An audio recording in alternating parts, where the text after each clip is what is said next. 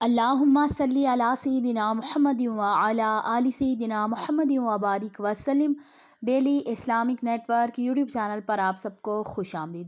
حدیث پاک میں آتا ہے، نبی پاک صلی اللہ علیہ وآلہ وسلم نے ارشاد فرمایا کہ اللہ پاک نے فرشتے کو بھیجا ایک بستی میں عذاب نازل کرنے کے لیے۔ وہ فرشتے گئے اور جا کر انہوں نے دیکھا کہ بستی میں 2-3 لوگ ہیں جو بڑے ہی انتہائی متقی اور پرہیزگار ہیں۔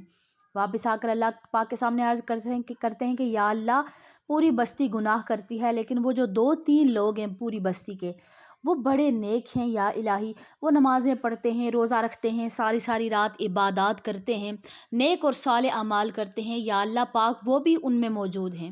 تو اللہ تبارک و تعالیٰ نے ارشاد فرمایا کہ سب سے پہلے ان کو برباد کرو۔ تو فرشتے حیران ہوئے کہ اے باری تعالیٰ، وہ تو بڑے نیک لوگ ہیں۔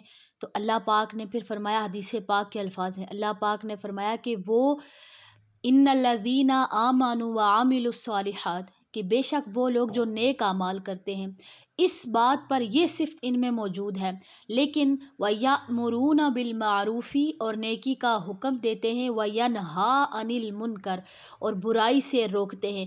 یہ 2 صفات جو اللہ تعالیٰ نے قرآن میں ذکر کی، اللہ پاک نے فرشتوں کو بتایا کہ یہ باقی جو 2 صفتیں ہیں وہ انہوں نے اپنے اندر پوری کیوں نہیں کی، یعنی نیکی کا حکم دینا، برائی سے روکنا، یہ بھی عبادت ہے۔ اور ہر مسلمان پر فرض ہے کہ جہاں پر برائی دیکھے کو وہ جتنا ہو سکے اپنی ممکن کوشش کرے کہ اس برائی کو وہاں سے روکے اور نیکی کا لوگوں کو حکم دے نیکی کرنے کا۔ صرف اعمال صالحہ نہیں، بلکہ اگر کوئی انسان ہزاروں نوافل پڑھتا ہے، ساری رات عبادت کرتا ہے، کہ قرآن پاک ختم کرتا ہے، اس سے بہتر ہے کہ کسی ایک انسان کو فرض نماز کی طرف لے آؤ، وہ اللہ تعالیٰ کو زیادہ محبوب ہے۔ اللہ پاک ہمیں عمل کرنے کی توفیق عطا فرمائے۔